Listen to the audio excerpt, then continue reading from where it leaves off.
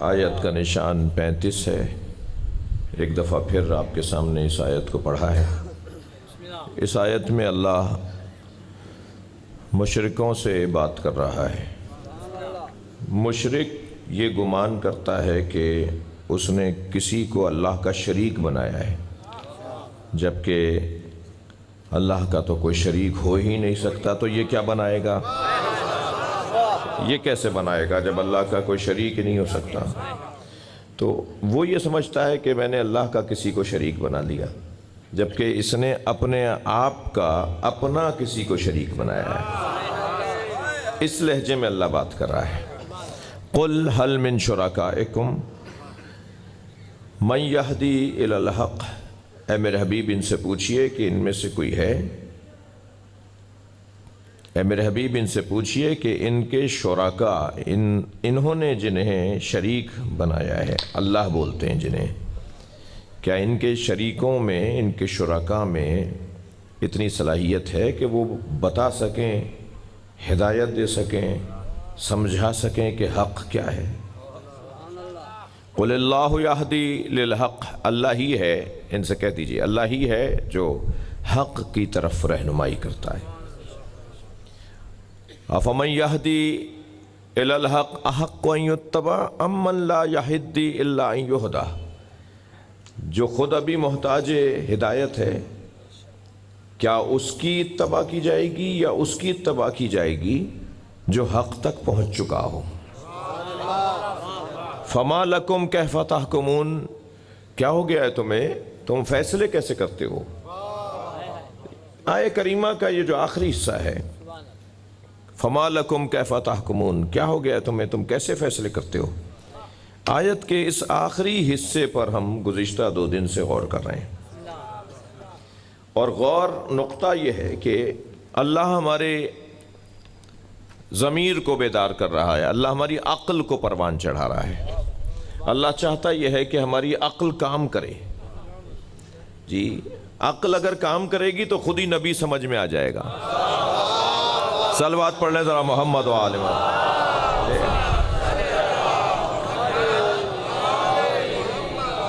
میں لفظ اور مولائیوں کے لیے کہوں، عقل اگر کام کرے گی تو اللہ سمجھ میں آئے گا، مصطفیٰ سمجھ میں آئیں گے، مرتضیٰ سمجھ میں آئے گا۔ دنیا میں جو اب تک اللہ، رسول اور علی سے دور ہے، میرے جملے کو محسوس کیجئے گا اور میرے جملے کو وہیں تک ہی رکھیے گا جہاں تک کا جملہ ہے۔ دنیا میں جو اب تک اللہ، رسول اور مولا علی سے دور ہے، وہ اپنی عقل کا استعمال نہیں کر رہا۔ جتنا وہ اپنی عقل کا استعمال کرے گا، اتنا ہی اسے اللہ سمجھ میں آئے گا۔ پہلے مرحلے پر اللہ سمجھ میں آئے گا، پھر جسے اللہ سمجھ میں آ گیا وہ یہ کیوں نہ سمجھے کہ اس اللہ پر یہ لازم ہے کہ وہ ہماری ہدایت کے لیے کوئی نبی بھیجے۔ یعنی جس کا عقیدہ توحید مضبوط ہوتا ہے، توجہ ہے بات کی، جس کا عقیدہ توحید مضبوط ہوتا ہے، اس کا عقیدہ ختم نبوت بھی مضبوط ہوتا ہے۔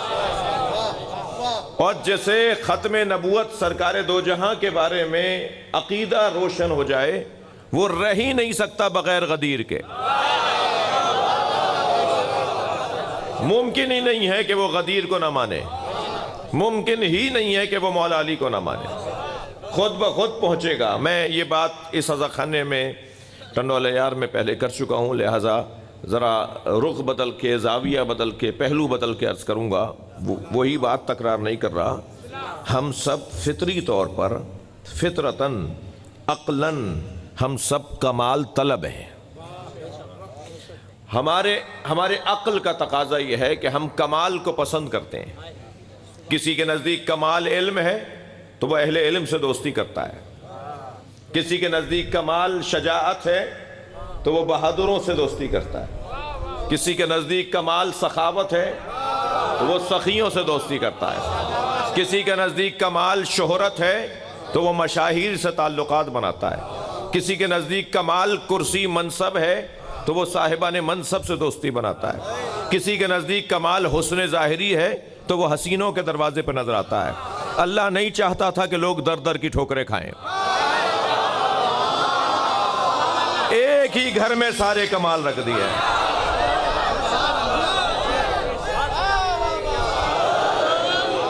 جتنے بھی کمال، میں نے تو ابھی 6 نام گنوائے آپ کو، میں نے ابھی 6 کمالات گنوائے۔ جتنے کمالات تصور کیے جا سکتے ہیں وہ تصور کر لیں، وہ سب اہل بیت کے ہاں کمال پر ہیں۔ علم یہاں پر اوروں سے زیادہ، سخاوت کا تو عالم یہ ہے ان کے پاس نہیں ہوتا تب بھی دیتے ہیں، شجاعت کا تو عالم یہ ہے، شجاعت کا تو عالم یہ ہے کہ یہ اپنا کوئی کام بھی للہیت کے بغیر نہیں کرتے۔ سینے پہ چڑھنا بھی شجاعت تھا، علی کا سینے سے اترنا بھی شجاعت، یہ ایسے شجاع لوگ ہیں۔ توجہ کر لیا آپ نے؟ حسن ظاہری تو ایسی ہے جن کے بچے حسن و حسین ہو، اس علی کا حسن کیا ہوگا؟ اور کرسی کی تو کیفیت یہ ہے کہ کون سی آسمانی کرسی ہے جو ان کے پاس نہیں ہے، زمینی کرسیاں تو چھنتی ہیں، بٹھانے والے ہی اتارتے ہیں۔ تھک رہے ہیں آپ میری باتوں، لیکن جو آسمانی کرسیاں ہوتی ہیں نا، وہ نہ بندوں نے دی ہوتی ہیں نہ بندے چھین سکتے ہیں۔ ساری دنیا علی کو خلیفہ نہ مانے، علی خلیفہ ہے۔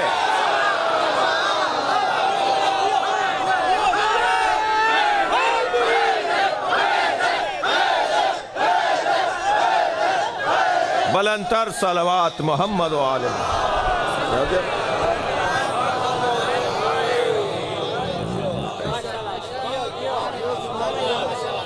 یہ عقلی مسائل ہیں بھائی، جتنا مولا علی پر ہم غور کریں گے، دقت میرے ساتھ ہے، مولا علی کا ماننا نہ ماننا یہ عقلی مسئلہ ہے۔ بعد میں بات کریں گے سنی شیعہ سے، پہلے صاحبان عقل سے تو بات کریں۔ مولا علی کا ماننا، اہل بیت کا ماننا، سب سے پہلے اللہ کا ماننا، پھر رسول اللہ کا ماننا، پھر مولا علی کا ماننا، یہ ماننا اور نہ ماننا، توجہ میرے ساتھ، یہ مسئلہ عقلی مسئلہ ہے۔ میں اپنے مقدمے کو مکمل کروں۔ کیا کہہ رہا ہے اللہ؟ فما لکم کیف تحکمون، تمہیں کیا ہو گیا، تم کیسے فیصلے کرتے ہو؟ حل فیکم رجل رشید، تمہارے درمیان کوئی سمجھدار ہے؟ یہ بھی اللہ ہی پوچھ رہا ہے، تمہارے درمیان کوئی سمجھدار ہے؟ تم سمجھ سے کام لیتے ہو، عقل سے کام لیتے ہو؟ جی عقل، کل ہم نے عقل کی تعریف کی، جو لوگ کل تک تھے وہ تھوڑی سی گردن ہلائے میرے ساتھ۔ ہم نے کل عقل کی تعریف کی کہ عقل کسے کہتے ہیں، اور عقل کی جو ضد ہے وہ جہل ہے۔ علم کی ضد جہل نہیں ہے، علم کی ضد جہل نہیں ہے، عقل کی ضد جہل ہے۔ اس لیے کہ علم تو مظروف ہے، ظرف عقل ہے۔ شاہ صاحب آ جائیے، میں آپ کی ایک تھوڑا سا آپ لوگ بھی آگے آنے کی کوشش کریں۔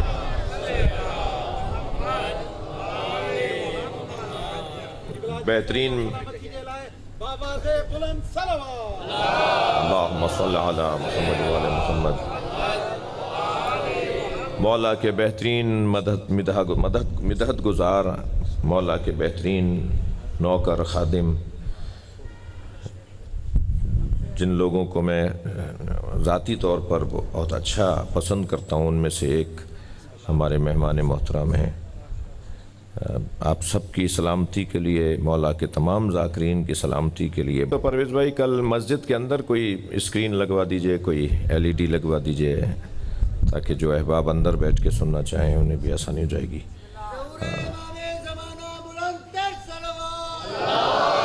اللہم صلی علی محمد۔ شاہ صاحب یہ ہمارے دوست 2 دن سے ہم سے فلسفہ سن رہے ہیں، تو مجھے تو اور حوصلہ مل رہا ہے، ہمارے تو مطلب کا مضمون ہے۔ سماعت اچھی ہو تو پھر ہم بھی رنگ پکڑتے ہیں۔ تو عقل کی تعریف ہم نے کل کی۔ عقل ہمیشہ، عقل ہی نہیں، ہر چیز، ہر شے اپنی ضد سے پہچانی جاتی ہے۔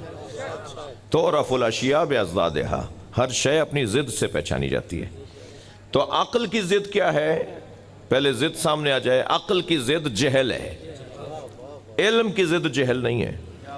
علم تو عقل میں اترنے والا مظروف ہے۔ عقل ایک ظرف ہے، یہ الفاظ میرے مولا علی کے ہیں۔ عقل ایک ظرف ہے اور یہ واحد ظرف ہے جو مظروف کے بڑھنے سے بڑا ہوتا ہے۔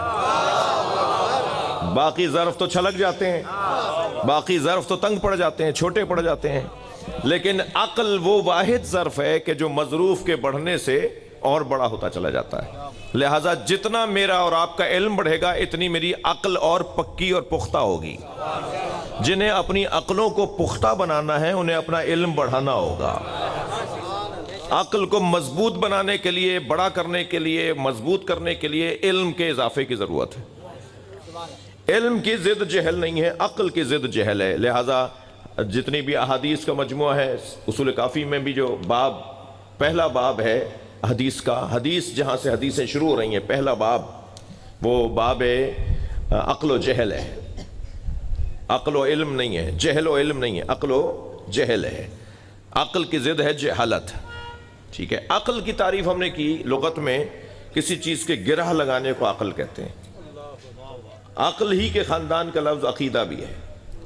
یہ عقیدہ، عقد، گرہ لگا لیں۔ جب کوئی چیز سمجھ میں آ جائے تو وہ جو چیز اتر جائے، جو چیز ہضم ہو جائے، وہ عقل کا عنوان رکھتی ہے۔ ہم اپنے عقائد کو، نظریات کو جب گرہ لگا دیتے ہیں، عقال بھی اسی لیے اس رسی کو کہتے ہیں جو اونٹ کے گھٹنے میں باندھی جاتی ہے، یا رومال روکنے کے لیے عرب اپنے سر پہ رومال رکھ کے جو ایک رسی رکھتا ہے سر کے اوپر، اسے بھی عقال کہا جاتا ہے۔ تو اس کا کام ہے کہ وہ اس چیز کو ٹھہرائے رکھے۔ عقل کا کام ہے اس چیز کو محفوظ رکھنا۔ اب آپ مجھ سے، یہ میرے بچے جوان چاہیں تو میں عرض کروں کہ انسان کی فضیلت کیا ہے؟ انسان کو جو جانور سے ممتاز بنانے والی شے ہے وہ کیا ہے؟ وہ ہے عقل۔ حیوان کے ہاں شہوت پائی جاتی ہے، ہمارے ہاں عقل بھی اور شہوت بھی، مگر دونوں کا فرق یہ ہے کہ ان کے ہاں شہوت حاکم ہے اور فطرت محکوم ہے، اور انسان کے ہاں عقل حاکم ہے اور شہوت محکوم ہے۔ یعنی ہمارے ہاں کی عقل ہماری جذبات کو اور ہماری خواہشات کو کنٹرول کرتی ہے۔ ہماری عقل کا کام یہ ہے کہ ہمارے احساسات اور جذبات کو کنٹرول کرے۔ دل تو بہت چاہتا ہے کہ یہ بھی کر لیں اور وہ بھی کر لیں اور وہ بھی کھا لیں اور وہ بھی پی لیں، لیکن عقل کہتی ہے خبردار، یہ کھاؤ گے تو یہ نقصان ہے، یہ پی لو گے تو یہ نقصان ہے۔ عقل جہاں فطرت کو کنٹرول میں رکھے وہ انسانی کیفیت ہے، اور جہاں فطرت عقل کو، سمجھ کو کنٹرول کر لے، فطرت غالب آ جائے، طبیعت غالب آ جائے، وہاں پر وہ حیوانی اور جانوروں والا ماحول ہو جاتا ہے۔ وہ کون سی چیز ہے جو ہمیں دوسروں سے ممتاز بنا رہی ہے؟ عقل، ٹھیک ہے۔ اب میں ایک حدیث آپ کو ہدیہ کرنے جا رہا ہوں، مگر پھر چاہ رہا ہوں کہ ذرا اس حدیث سے پہلے ایک جملے کا مقدمہ لوں۔ بعض اوقات ہم بعض فیصلوں کو عقل مندی کے فیصلے کہتے ہیں، جبکہ وہ فیصلے عقل مندی کے فیصلے نہیں ہوتے، وہ شیطنت ہوتی ہے۔ شیطنت اور ہے، عقل مندی اور ہے جی، معرفہ اور ہے، نکرہ اور ہے جی۔ امر بالمعروف، توجہ، نہی عن المنکر کا لفظ میرے بچے نے سنا ہے۔ ہمارے ہاں فروعات دین میں یہ چھوٹا سا بچہ مجھے گنوا دے گا، پہلا کیا ہے؟ نماز، روزہ، حج، زکوٰۃ، خمس، جہاد، ہاں، امر بالمعروف، نہی عن المنکر، تولا، تبرہ۔ دوبارہ دہراؤں کیا؟ جی، ہمارے ہاں 7واں ہے امر بالمعروف، 8واں ہے نہی عن المنکر، 10واں ہے تولا، 9واں ہے تولا، 10واں ہے تبرہ۔ یہ تولا اور تبرہ آخر میں کیوں ہے؟ اللہ، رسول اور اہل بیت سے محبت کا اظہار اور اللہ اور رسول اور اہل بیت کے دشمنوں سے نفرت کا اظہار، یہ آخر میں کیوں؟ نماز سے پہلے کیوں نہیں ہے؟ یہ سوال آ سکتا ہے نا ذہن میں. اللہ رسول اور اہل بیت کے چاہنے والوں سے پیار تولا یہ نواں جا کر آخر میں، اور ان سے نفرت تبرہ یہ آخر میں جا کر. ہمارے یہاں واجبات کی طرح ہیں. یہ غلط فہمی دور ہو جائے میرے بعض بھائیوں کی کہ تبرہ گالی دینے کو کہتے ہیں. جو نماز کی طرح عبادت سمجھتے ہوں ان کے مذہب گالیاں دینے والا مذہب نہیں ہے. اتنے معیاری لوگوں کا مذہب گالیاں دینا نہیں ہو سکتا. ایسے پہاڑ جیسے متقی لوگ، تقوی و پرہیزگاری کا پہاڑ، اتنے مضبوط لوگ اس تاریخ کے اندر گزرے ہیں، ان کا مذہب گالیاں دینا ہوگا؟ تبرہ کا مطلب گالیاں دینا نہیں ہے. اصلاح کریں ہمارے دوست. ایک صاحب کہنے لگے آپ کیا تبرہ ہوتا ہے؟ میں نے کہا سینہ ٹھوک کے ہوتا ہے. واجب ہے ہمارے یہاں تبرہ. آپ نے تبرہ نہیں سمجھا تو ہم چھوڑ دیں آپ کی سمجھدانی کی وجہ سے. نمکدانی سمجھدانی، ہم آپ کی سمجھدانی کی وجہ سے ہم تبرہ چھوڑ دیں. تبرہ ہمارے ہاں واجبات میں سے ہے، اور واجبات میں بھی ان واجبات میں سے ہے جو سارے واجبات کی تصدیق کرتے ہیں. اب سمجھ میں آیا آخر میں کیوں ہے؟ تولا تبرہ آخر میں اس لیے ہے ساری عبادتیں تو لاؤ، تصدیق پھر ہوگی. تصدیق کرتی ہے یہ تولا و تبرہ ہماری عبادتوں کا. میرا مضمون نہیں تھا لیکن میں ایک زاویے سے آپ کی خدمت میں آیا ہوں. تبرہ گالیاں دینا نہیں ہے بھائی. جی اللہ کے ولی گالیاں دیں گے؟ ایسے ایسے متقی پرہیزگار صاحبان کرامت علماء کو تو میں نے اپنی آنکھوں سے دیکھا ہے.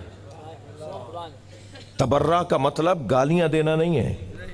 اللہ رسول اور اہل بیت کے دشمنوں سے بیزاری. اللہ رسول اور اہل بیت سے پیار کا اظہار، محبت کا اظہار، یہ تولا ہے. اور اللہ رسول اور اہل بیت کے دشمنوں سے لا تعلقی، بیزاری. اور بیزاری بھی ایسی کہ ہمیں ان کا نام بھی لینا نہیں آتا. ہم تو ان کا نام بھی نہیں جانتے کہ کیسے لیا جاتا ہے. آپ بتاتے ہیں کہ صحیح بولیے، یوں نہیں یوں بولتے ہیں، ہمیں تو ان کا نام بھی نہیں آتے. تبرہ کا مطلب لا تعلقی ہے، بیزاری ہے.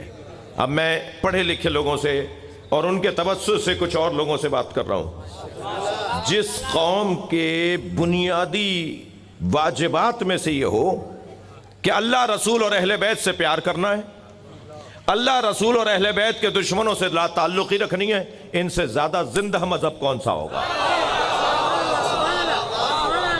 مجھے کسی اور پہ تبصرہ نہیں کرنا، لیکن مجھے اپنے تو دفاع کرنا ہے نا، مجھے اپنی تو تشریح کرنی ہے نا. ان سے زیادہ زندہ مذہب کہاں ہوگا؟ جو سونے نہیں دیتا، جو سن نہیں ہونے دیتا، جو لا تعلق نہیں رہنے دیتا، جو زندہ رکھتا ہے، بیدار رکھتا ہے. صلوات پڑھ لیں محمد والے.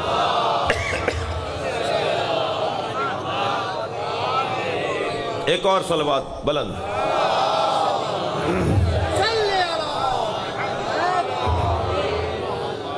اس سے اچھی صلوات پڑھ لیجئے.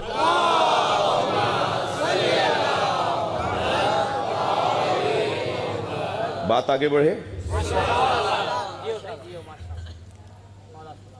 امر بالمعروف، یہ جو مسئلہ ہے نا امر بالمعروف کا، میں جیسے آپ سے کہتا ہوں نا، مثلاً آپ مجھے کہیں میں آپ کو کہوں ایک ہی بات. مثلاً میں آپ سے کہوں کہ بیٹا سچ بولنا چاہیے، تو سچ ہے معروف، فوراً مان لیں گے نا آپ. اور میں کہہ رہا ہوں سچ بولو، یہ سچ بولنے کی کا امر، سچ بولنے کا حکم، سچ بولنے کی تاکید، یہ معروف کی تاکید ہے، معروف کا امر ہے. معروف کتنا لفظ معروف ہے؟ معروف ہم اسے بولتے ہیں جو معروف ہو. جی فلاں عالم دین معروف، اگر وہ معروف نہیں ہوگا تو آپ کہیں گے کہاں معروف ہے؟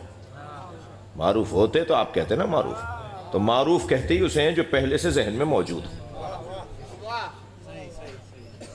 معروف جسے پہلے سے ہی ذہنی طور پہ تیار مانا گیا ہو اسے معروف کہتے ہیں۔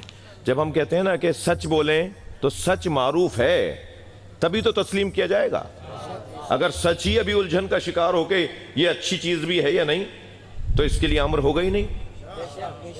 امر تو اس کے لیے ہوگا جو پہلے سے سچ، پہلے سے اچھا، مشہور ہو، معروف ہو۔ منکر کسے کہتے ہیں؟ جو ذہنوں نے رد کر دیا ہو، جسے ذہنوں نے رد کر دیا ہو اسے منکر کہتے ہیں۔ تو امر معروف کے لیے نہیں، منکر کے لیے، یعنی اچھی چیز کی تاکید ہے، بری چیز سے روکا جا رہا ہے۔ کائنات کے سب سے معروف وجود کو علی کہتے ہیں۔ نہیں جا رہی میری بات؟ کیا کسی کو بتانا پڑے گا؟ ممکن ہے آج کوئی تجاہل عارفانہ سے کام لے کے صاحب مجھے نہیں پتا علی کون ہے، تو تم اتنا بتا دو کس کو مانتے ہو تو ہم بتاتے ہیں وہ کیا مانتے تھے۔ یہ عقلی مسئلہ ہے۔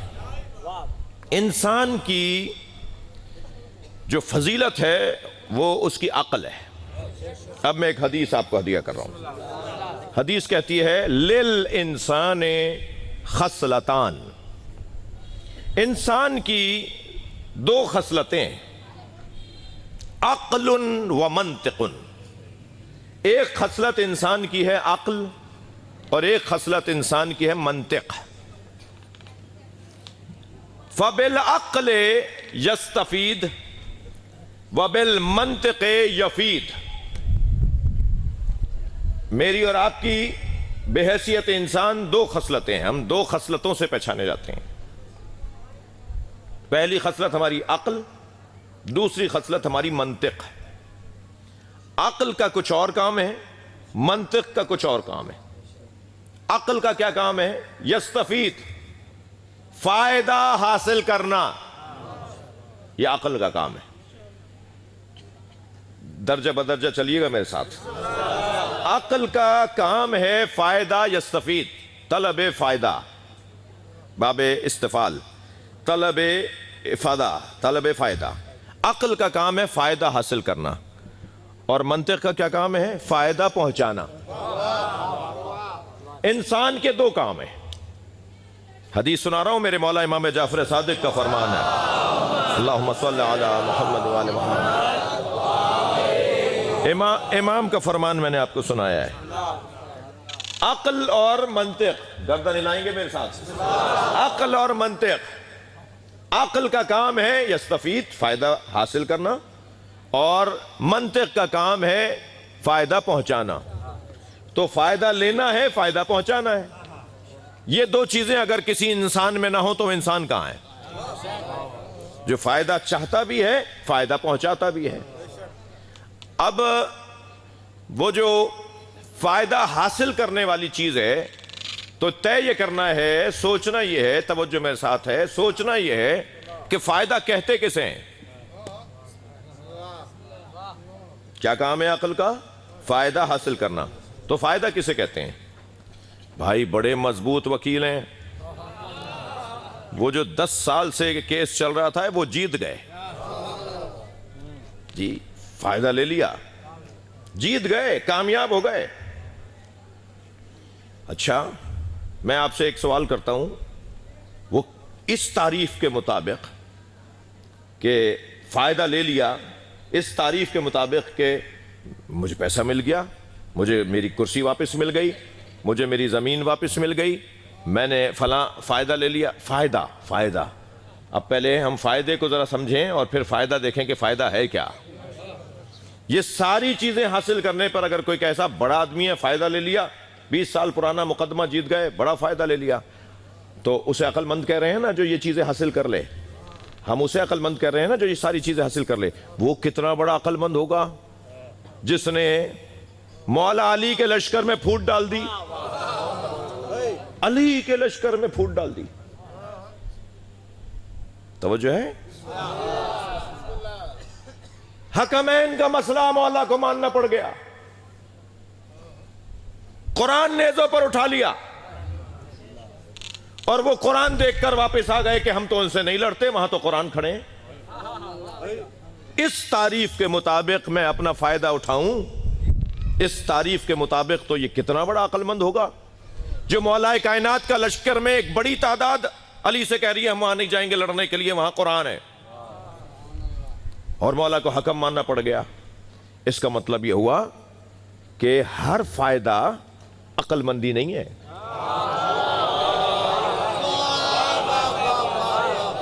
ورنہ کہہ دیجئے یہ عقل مندی ہے، یہ تو بہت بڑا عقل مند ہے، اتنے بڑے وجود کو یہ حکم ماننے پہ تیار کروا دیا، تو یہ تو بہت بڑا عقل مند ہے، بڑا سمجھدار ہے۔ اب ذرا سنیے میرے مولا کا فرمان، جب کسی نے یہی سوال کر دیا جو میں نے آپ کے سامنے رکھا، کس کے سامنے؟ میرے معصوم امام کے سامنے، امام جعفر صادق کے سامنے۔ جملہ سنے میرے مولا کا، میرے مولا سے سوال کرنے والا سوال کرتا ہے، مولا ومل عقل، عقل کیا ہے؟ حضرت نے ایک جواب دیا،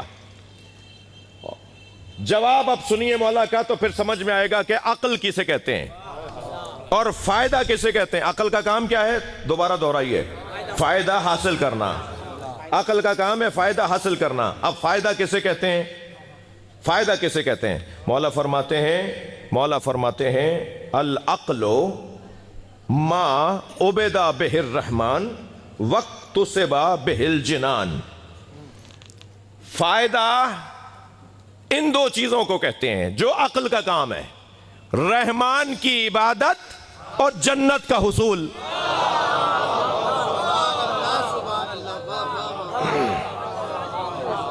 فائدہ کیا ہے بھائی؟ فائدہ کیا ہے؟ فائدہ معصوم بتا رہے ہیں، عقل کا کام ہے فائدہ پہنچانا، اور فائدہ کسے کہتے ہیں؟ معصوم فرما رہے ہیں رحمان کی عبادت اور جنت کا حصول، یہ فائدہ ہے۔ رحمان کی عبادت اگر ٹکرا رہی ہو میری زمین کے ساتھ، رحمان کی عبادت اگر ٹکرا رہی ہو میری کرسی کے ساتھ، رحمان کی بندگی اگر ٹکرا رہی ہو میرے مقدمہ جیتنے کے ساتھ، تو یہ عقل مندی ہے؟ یہ تو عقل مندی نہیں ہے۔ عقل مندی تو یہ ہے کہ رحمان کی بندگی ہو۔ جو عقل کے ذریعے رحمان کا بندہ نہیں بن پا رہا وہ عقل مند کہاں ہے؟ عقل مند تو وہ ہے جو عقل کے ذریعے رحمان کا بندہ بن جائے۔ بھائی صلوات پڑھیں تو میں آگے بات کروں گا۔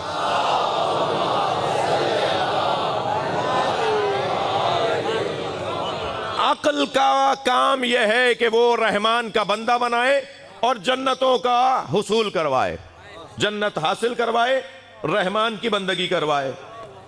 تو فائدہ کیا ہے؟ رحمان کی بندگی، جنت کا حصول۔ تو جنت کا حصول فائدہ ہے۔ فائدے کا لفظ وہاں بولا جاتا ہے جہاں کاروبار ہو۔ میں ترتیب سے لے کے چل رہا ہوں سارے مضامین کو۔ فائدے کا لفظ وہاں لایا جاتا ہے جہاں فائدہ ہو۔ آپ کچھ دیں کچھ لیں، بھائی اتنے کی چیز خریدی تھی اتنے میں ہی بیچ دی تو فائدہ کہاں ہوا؟ فائدہ تو جب ہوگا کہ میں نے لی تھی مثال 100 روپے کی، بیچی 110 روپے کی، تو 100 روپے تو وہی واپس آ گئے جو میں نے سرمایہ لگایا تھا، 10 روپے میرا فائدہ ہے۔ تو فائدہ کیا ہے؟ جنت کا حصول۔ توجہ ہے؟ جنت کا حصول یہ عقل سے حاصل کرنے والا فائدہ ہے۔ اب میرے مولا علی فائدہ، نقصان، ضرر، نقصان، خسران، اس کے بارے میں کون زیادہ بہتر بتائے گا؟ جس نے اللہ سے کاروبار اچھا کیا ہو۔ تاریخ ابدیت میں، بندگی کی تاریخ میں علی سے زیادہ اچھا کاروباری نہیں ہے جس نے اللہ سے کاروبار کیا ہے۔ بھائی آپ اور میں تو کرتے ہیں اپنے جیسوں سے کاروبار، علی اسے کہتے ہیں جس نے اللہ سے کاروبار کیا ہے۔ من الناس من یشری نفسہ ابتغاء مرضات اللہ واللہ رؤوف بالعباد۔ لوگوں میں سے کچھ ہیں جو اپنے آپ کو بیچتے ہیں، اللہ کی مرضیاں خریدتے ہیں۔ صلوات پڑھیں محمد و آل محمد۔ اب اللہ سے کاروبار کرنے والے، ذرا آگے ہٹو، جگہ جگہ بنا اس کو آگے۔ اللہ سے کاروبار کرنے والوں میں سب سے زیادہ، قرآن کی زبان میں سب سے زیادہ جس نے کاروبار مضبوط کر کے دکھایا ہے وہ کون ہے؟ مولا علی۔ تو پھر فائدے کا مطلب بھی وہی بتائے گا جس کا کاروبار اچھا ہے۔ جی مشورہ بھی ہم اسی سے لیں جا کر جس نے مارکیٹ میں کاروبار اچھا کر کے دکھایا ہو۔ جب آپ کوئی جنس، کوئی متاع، کوئی فصل، کوئی بھی مال مارکیٹ میں لانا چاہتے ہیں تو آپ پوچھتے ہیں نا کتنی دکانیں، اس والے کام کی کتنا کام ہے یہاں پر؟ کہا جی اس والے کاروبار کی 5 دکانیں ہیں۔ تو آپ دیکھتے ہیں ان کے طریقے کیا ہیں۔ آپ تبھی اچھا کاروبار کر پائیں گے کہ جب، اچھا یہ قرآنی الفاظ ہیں، ممبر سے بول رہا ہوں تو قرآن کی بات ہو رہی ہے، یہ قرآنی الفاظ ہیں بیچنے اور خریدنے والے۔ جی تو اب ہم دیکھتے ہیں کہ مارکیٹ میں کون، تو وہ جو زیادہ کاروبار، بڑا کاروباری ہو، اسے دیکھ دیکھ کے ہم کام کرتے ہیں۔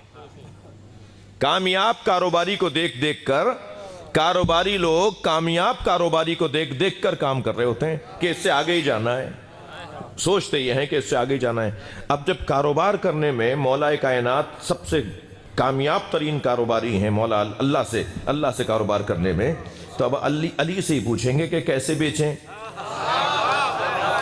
آپ بیچ کر آ گئے، خریدنے والے نے خرید لیا، ہم کیسے بیچیں؟ اچھا آپ نے جو بیچنے کی جگہ طے کی وہ تو بستر رسول تھا، آپ نے جو بیچنے کا وقت طے کیا وہ تو رات تھی۔ دنیا تو دن میں کاروبار کرتے ہیں، اور آپ کا تو بیچنے اور خریدنے کا انداز ہی کچھ اور ہے۔ لوگ تو جاگ جاگ کر منافع نہیں لیتے، آپ سو کر اتنا بڑا فائدہ لے گئے۔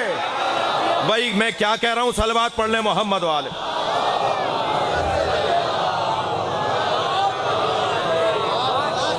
توجہ بڑھائیں بھائی، مجھے اشاروں میں ہی رہنے دیجئے گا۔ اب مولا علی سے پوچھتے ہیں مولا آپ بتائیں کہ کیا کریں؟ اب مولا فرما رہے ہیں لا تبیعوا نفسک الا الجنہ، اپنے آپ کو جنت سے کم مت بیچنا۔ بھائی تھوڑا بات میرے ساتھ ساتھ چلائیں، ساتھ ساتھ رہے میرا مجمع۔ میرے مولا فرما رہے ہیں اپنے آپ کو جنت سے کم مت بیچنا۔ یہ علی نے ہماری قیمت لگائی ہے۔ ادھر کیا علی کا بیٹا امام صادق کیا کہہ رہے ہیں؟ العقل ما عبد بہ الرحمن، عقل کی کسوٹی یہ ہے جس سے رحمان کی عبادت ہوتی ہو، جس سے رحمان کی عبادت ہوتی ہو اور جس کے ذریعے سے جنت حاصل کی جاتی ہو۔ اب جس کا پوتا یہ کہہ رہا ہے، اس مولا کا دادا یہ کہہ رہا ہے کہ اپنے آپ کو جنت سے کم مت بیچنا۔ کاروباری لوگ، تاجر لوگ، دکاندار لوگ بیٹھے ہوئے ہیں، کم سے کم فائدہ بھی ہوتا ہے، وہ کہتا ہے اس سے کم نہیں بیچ سکتا، نقصان میں رہوں گا، اور زیادہ سے زیادہ بھی ہوتا ہے، کہتے ہیں صاحب میں نے یہ 100 روپے کا خریدا ہے، 105 دے دو، اس سے کم کیا بیچوں گا؟ جی کم سے کم، اس سے کم کروں گا تو مجھے نقصان، کہا 101 دے دو، کہا نہیں ہم تو 100 دیں گے، کہا صاحب یہ تو نقصان ہے، اتنی دیر سے کھڑا ہوا ہوں، کہا صاحب 90 میں، کہا نہیں یہ تو نقصان ہے۔ تو کم سے کم فائدہ کیا ہے؟ علی بتا رہے ہیں جنت تمہاری کم سے کم قیمت ہے۔ ہاں اب تمہاری محنت ہے، تمہاری مشقت ہے کہ تم اپنی اور کتنی قیمت لگواؤ، مگر اس سے کم بیچو گے تو نقصان میں رہو گے۔ اس سے کم مت بیچنا اپنے آپ کو۔ لا تبیعوا نفسک الا الجنہ، جنت سے کم اپنا سودا نہ کرنا۔ اب یہ ہے کم سے کم، زیادہ سے زیادہ کیا ہے؟ نہیں بھائی یہ خون جگر کا مضمون ہے، آپ کی خاموشی مجھے اچھی نہیں لگے گی۔ یہ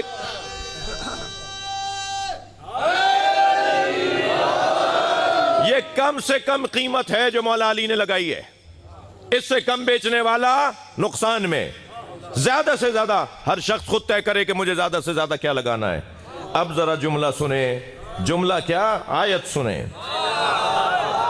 سورہ مبارکہ زمر کی آیت، وَسِيقَ الَّذِينَ اتَّقَوْا رَبَّهُمْ إِلَى الْجَنَّةِ زُمُرًا، صاحبان تقوی کو جنت میں دھکا دے کے لے جایا جا رہا ہوگا۔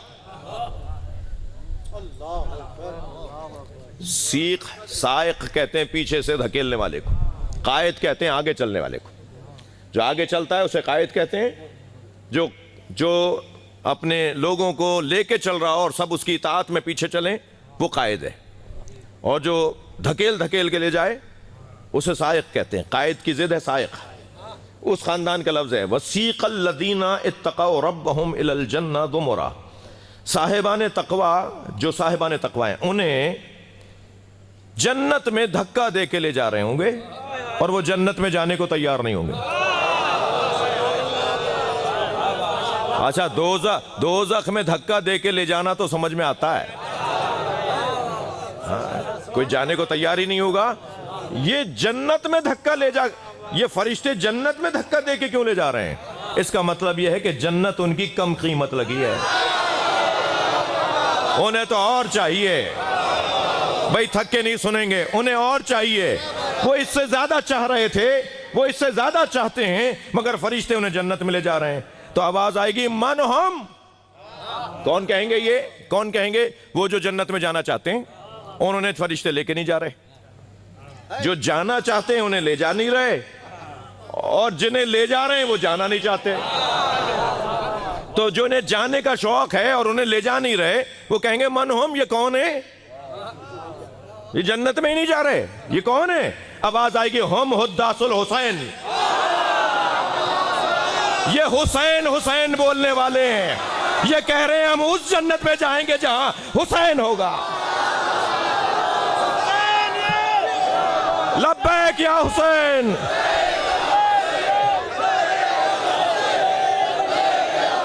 نہیں، میں بھی بولتا ہوں، پھر آپ میرے ساتھ بولیے ایک ردھم کے ساتھ، لبیک یا حسین۔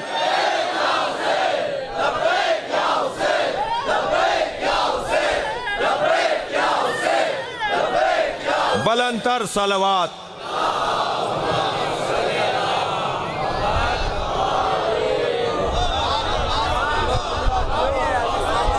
ہمیں اس جگہ جانا ہے جہاں حسین ہو۔ ہم حداث الحسین، یہ حسین زیادہ بولنے والے۔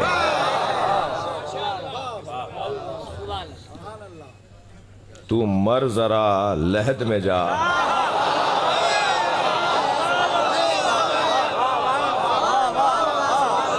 پتہ چلے گا کیا حسین ہے۔ ہماری آنکھیں بند ہیں، ہماری آنکھیں بند ہیں۔ شاہ صاحب تشریف لے آئے ہیں، نوحہ خوانی بھی ہونی ہے، اور جی ماشاءاللہ سجی زندگی پیا۔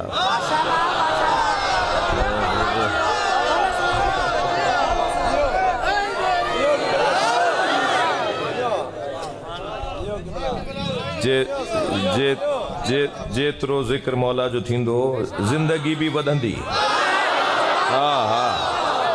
صلوات پڑھیں محمد و آل محمد، اللہم صل علی محمد و آل محمد۔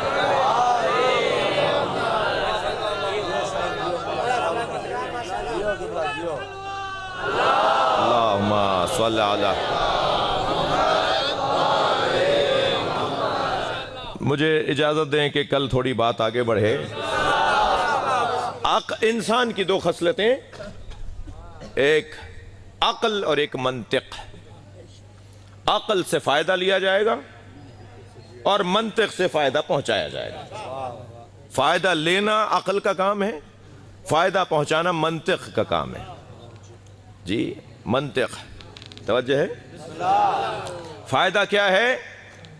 جس سے رحمان کی عبادت اور جس سے جنت کا حصول، یہ ہے فائدہ جو عقل کا کام ہے۔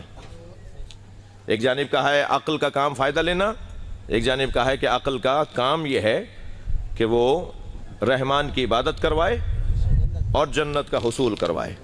ٹھیک ہو گیا؟ تو وہ جو کام ہوا وہ کیا تھا پھر؟ وہ جو مولا کے لشکر کے اندر ایسا ہو گیا کہ مولا کو ماننا پڑ گیا، حکمین کو، اور اس کے بعد مولا امام حسن کو صلح کرنا پڑی، جو بھی ماحول ہوا تو وہ کیا تھا پھر؟ وہ تو اب معصوم سے سوال ہوا، مولا وما تلک بفلانا، اب میں نام نہیں لے رہا بھائی، وہ فلاں کے پاس جو چیز ہے وہ کیا ہے جی؟ تو حضرت نے فرمایا تلک النکرہ ہی شبیہۃ بالعقل لیست بالعقل، یہ نکرہ ہے جو ان کے پاس ہے وہ شبیہ عقل ہے، عقل نہیں ہے۔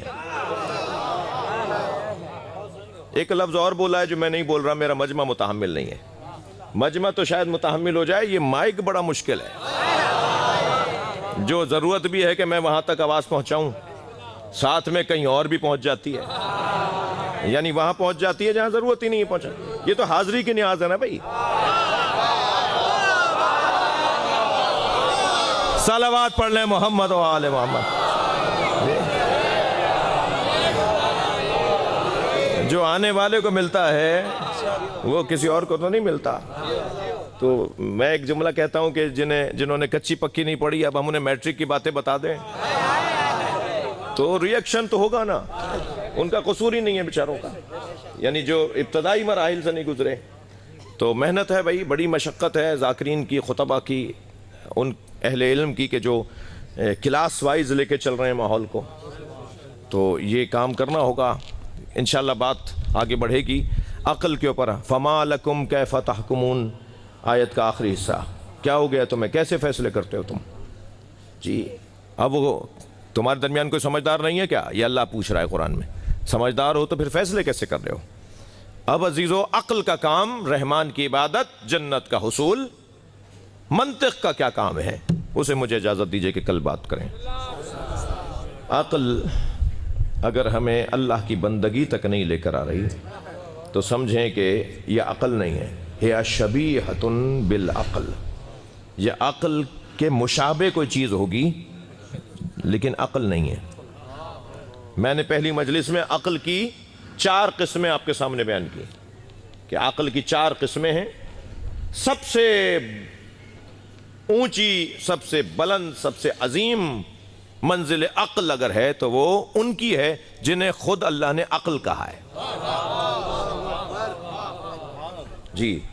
پہلی قسم کیا ہے، صرف دہرا رہا ہوں نئے آنے والوں کے لیے، عقل حیولانی، عقل بالفعل، عقل بالملکہ، عقل مستفاد۔ عقل حیولانی بچوں کی عقل ابتدائی، پھر وہ جب فعلیت میں عمل فعل انجام دینے لگتا ہے چیزوں کو جوڑ جوڑ کر تو وہ عقل بالفعل بن جاتی ہے۔ پھر یہی عقل بالملکہ، یہ سوتے ہوئے بھی جو فیصلہ دے گا صحیح فیصلہ دے گا، اس لیے کہ ملکہ ہو گیا، اسے اپنے فیصلوں پہ تسلط ہو گیا ہے۔ مگر یہ ہم جیسوں کی عقلیں ہیں، لیکن جو معصوم ہیں، نبی ہیں، ائمہ ہیں، ان کی عقل کہلاتی ہے عقل بالمستفاد، یعنی جو کہہ دیں گے وہی عقل ہوگی۔ وہ اتنا زیادہ عقل کے باب میں صاحب عقل نہیں، خود عقل ہے۔ لہذا حدیث کہے گی اول ما خلق اللہ العقل، اللہ نے سب سے پہلے، نبی فرما رہے ہیں اللہ نے سب سے پہلے عقل کو خلق کیا۔ پھر خود سرکار فرمائیں گے اول ما خلق اللہ القلم، اللہ نے سب سے پہلے قلم کو خلق کیا ہے۔ پھر خود سرکار فرمائیں گے اول ما خلق اللہ نوری، سب سے پہلے اللہ نے مجھ مصطفیٰ کے نور کو بنایا ہے۔ میں اور آپ ہاتھ جوڑ کر کہیں یا رسول اللہ، عقل پہلے بنی، قلم پہلے بنا، یا آپ کا نور؟ تو عجب نہیں آواز آئی، یہ علیحدہ کب ہیں؟ بڑی عنایت، بڑی عنایت۔ جو قلم ہے وہی عقل ہے، جو عقل ہے وہی میں محمد ہوں۔ لہذا جو یہ فیصلہ کر دیں گے وہی عقل ہے۔ تو اب اگر مجھے عقل کے ذریعے سے رحمان کی عبادت اور جنت کا حصول لینا ہے تو کیا کہوں گا میں لفظ بدل کے؟ مجھے نبی کے ذریعے سے رحمان کی عبادت لینی ہے، نبی کے ذریعے سے جنت لینی ہے۔ یعنی دوسرے لفظوں میں ہم یہ کہیں گے نا کہ نبی ہمیں جنت تک پہنچائیں گے، نبی ہمیں رحمان کی عبادت تک پہنچائیں گے۔ لہٰذا میری اور آپ کی بھی کوئی حیثیت ہے، یقیناً ہے، مگر انہوں نے تو فرشتوں کو بتایا ہے کہ عبادت رحمان کیسے ہوتی ہے۔ جی میرے مولا علی اپنے سینے پہ ہاتھ رکھ فرماتے ہیں لولا نحنو ما عبد اللہ، ہم اہل بیت نہ ہوتے تو اللہ کی عبادت نہ ہوتی۔ ہم نے بتایا ہے کہ سجدہ کیا ہے۔ ہم نے بتایا ہے کہ قیام کسے کہتے ہیں، ان لوگوں نے بتایا ہے کہ اللہ کی عبادت کیسے ہوتی ہے۔ تھک تو نہیں رہے؟ سرکار کی خدمت میں جبریل تشریف فرمائے، سرکار نے سوال کیا، یا جبریل کم عمرک، تمہاری عمر کتنی ہے؟ جبریل نے کہا، یا رسول اللہ نجم یطلع من السماء بعد 70,000 سنہ، یا رسول اللہ 70,000 سال بعد ایک ستارہ نکلتا ہے، میں نے اسے 70,000 مرتبہ دیکھا ہے۔ جی تو سرکار نے فرمایا، آج دیکھو گے تو پہچان جاؤ گے؟ جبریل نے کہا، یا رسول اللہ میں نے 70,000 مرتبہ دیکھا ہے، ایک لمحے میں پہچانوں گا۔ سامنے سے علی آتے نظر آئے، مولا علی کو آتے ہوئے دیکھا، مولا نبی نے فرمایا، یا علی خذ الامامۃ عن جبہتک، اپنا امامہ اپنی پیشانی سے اٹھاؤ۔ مولا آتے جا رہے تھے، امامہ ہٹاتے جا رہے تھے، جبریل کھڑے ہو کر کہہ رہے تھے، ھذہ نجم الذی، صلوات پڑھیں محمد و آل محمد۔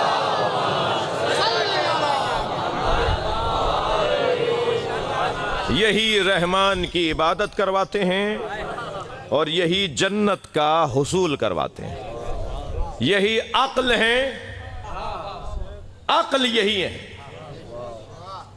عقل کی تعریف اور منطق کی تعریف ابھی اور کیفیتیں ابھی کچھ بیان ہونا رہتی ہیں۔ وہ کتنا عقل سے دور ہوگا جو ان سے دور ہے، اور وہ کتنا صاحب عقل ہوگا جو ان سے قریب ہے۔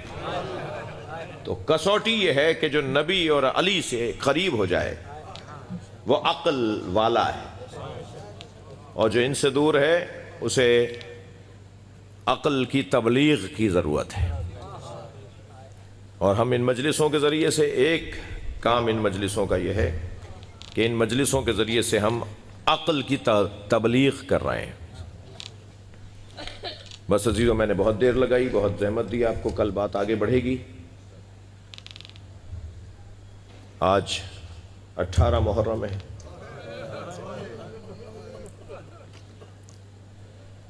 بیویوں کا قافلہ، نبیزادیوں کا قافلہ، سیدانیوں کا قافلہ، سچی سینڈ کی سچی بچیوں کا قافلہ وہ کوفے میں ہے۔ جب کربلا سے اسیروں کا قافلہ چلا، نیزوں کی انیوں پر شہیدوں کے سر ہیں، اور ایک سر حبیب ابن مظاہر کا ہے جو خولی نے اٹھایا ہوا ہے۔ حبیب ابن مظاہر کا بیٹا قاسم ابن حبیب کربلا میں بابا کے ساتھ شہید نہیں ہوا، آیا نہیں، مسافرت میں تھا، بابا شہید ہو گئے، خبر ملی تو نکلا کربلا کی طرف کہ باپ کا جنازہ دفنا دے، باپ کا سر لے کر بدن کے ساتھ جوڑ کر جنازہ دفنا دے۔ رستے میں قافلہ ملا، قافلہ جو ملا تو کیا دیکھا کہ میرے بابا کا سر اٹھایا ہوا ہے خولی نے، تو خولی کے پاس جا کر کہتا ہے، قاسم ابن حبیب ابن مظاہر، حضرت حبیب ابن مظاہر رضوان اللہ تعالی علیہ صحابی رسول بھی ہیں، مولا علی کے پکے چاہنے والے بھی ہیں، حسین کے ساتھ کربلا میں شہید ہوئے ہیں۔ قاسم نے جا کر خولی سے کہا، خولی یہ میرے بابا کا سر ہے، مجھے دے دے۔ تو خولی نے کہا، مجھے شام کے دربار میں انعام ملے گا، میں اسے تو شام تک پہنچاؤں گا۔ تو قاسم نے کہا، جو تجھے پیسہ وہاں ملنا ہے وہ مجھے بتا، میں تجھے پیسے دینے کو تیار ہوں۔ اس نے کہا، نہیں، مجھے سر تو شام تک پہنچانا ہے۔ جب اس نے دیکھا کہ یہ پیسے لے کر بھی دینے کو تیار نہیں ہے، اسے تو شام کے حاکم کو راضی کرنا ہے، تو قاسم ابن حبیب نے اپنے نوجوان دوستوں کو جمع کیا، جوان دوستوں کو جمع کیا، 10 جوان قاسم ابن حبیب لے کر آیا اور قافلے پر حملہ کیا۔ مختلف سمتوں سے ان جوانوں نے حملہ کیا اور خولی سے سر لینے میں قاسم کامیاب ہوا، اور جب سر لے لیا نا تو اپنے دوستوں کو آوازیں لگانے لگا، واپس چلو، جس کا جوان بیٹا زندہ ہو اس کے باپ کے سر کو کوئی نیزے پہ نہیں اٹھا سکتا۔ یہ آواز امام سجاد کے کانوں تک آئی ہے۔ اجرکم اللہ، اجرکم اللہ۔ امام نے اپنی ہتھکڑیاں بیڑیاں سنبھالیں، امام حسین کے سر کے قریب آئے اور فرمایا بابا یہ سچ کہتا ہے، کوئی جوان یہ گوارا نہیں کر سکتا کہ اس کے باپ کے سر کو نیزے کی انی پر اٹھایا جائے، آپ کا بیٹا مشیت کا پابند ہے، اجرکم اللہ اجرکم اللہ۔ آوازیں بلند ہو گئیں، مجلس میرے حصے کی مکمل ہو گئی، عزادارو قافلہ کوفے میں داخل ہوا۔ بس ایک منظر اور دیکھ لیجئے، قافلہ کوفے میں داخل ہوا، ایک بچے نے دوسرے بچے سے، اہل بیت کے ایک بچے نے دوسرے بچے سے کہا مجھے بھوک لگ رہی ہے۔ ایک خاتون چھت پہ کھڑی دیکھ رہی تھی، اس نے اپنی کنیز کو بلا کر کہا یہ بچے اسیر بھی ہیں اور بھوکے بھی ہیں، اور چہروں کا نور بتاتا ہے کہ خاندانی ہیں، اور یہ جو بیویاں ہیں ان کی عفت بتاتی ہے کہ یہ بڑے خاندان کی عورتیں ہیں، اور یہ نیزے کی انیوں پر سر سوار ہیں، ان چہروں پر پیشانیوں پہ سجدے کا نشان بتاتا ہے کہ یہ اللہ کے عبادت گزار ہیں۔ تو یہ ہیں تو کوئی غیر معمولی لوگ، یہ صدقے کی کھجوریں لے کر ان بچوں میں تقسیم کر دے، اور نیت یہ کر کہ تیرا مالک میرا شوہر سفر سے جب آئے تو سالم لوٹ آئے۔ کنیز کھجوریں لے کے گئی، بچوں کے سامنے جب اس نے کھجوریں کی نا، ایک بچے نے صرف ہاتھ بڑھایا تھا کہ دور سے جناب زینب کی آواز آئی، الصدقۃ علینا حرام، صدقہ ہم پر حرام ہے۔ اس بچے نے ہاتھ کھینچ لیا۔ اس خاتون نے جب سنا نا کہ یہ تو کچھ اور بات ہو رہی ہے، وہ اپنے گھر سے باہر آئی اور جناب زینب کے سامنے کھڑے ہو کر کہتی ہے بی بی صدقہ تو اہل بیت پہ حرام ہے، آپ کون ہیں جو کہہ رہی ہیں صدقہ ہم پر حرام ہے؟ اب عزیزو ایسے میں کوئی جاننے والا مل جائے، کسی مصیبت میں کوئی جاننے والا مل جائے تو دل کرتا ہے اس سے لپٹ کے روئیں۔ جیسے ہی اس نے کہا نا صدقہ تو اہل بیت پہ حرام ہے، تو جناب زینب نے فرمایا تو اہل بیت کو پہچانتی ہے؟ کہنے لگی میں اہل بیت کے فرد فرید حسین کی چاہنے والی ہوں۔ بس یہ جملہ سنا میری بیوی نے فرمایا ام حبیبہ پہچان تیرے سامنے زینب کھڑی ہے۔ کہا بی بی مولا حسین کہاں ہے؟ کہا وہ جو نیزے کی انی پہ سر ہے وہ حسین کا ہے، وہ علی اکبر کا ہے، وہ قاسم کا سر ہے، ہمیں کربلا میں مارا گیا اور اسیر بنا کے کوفہ لایا۔ الا لعنت اللہ علی القوم الظالمین۔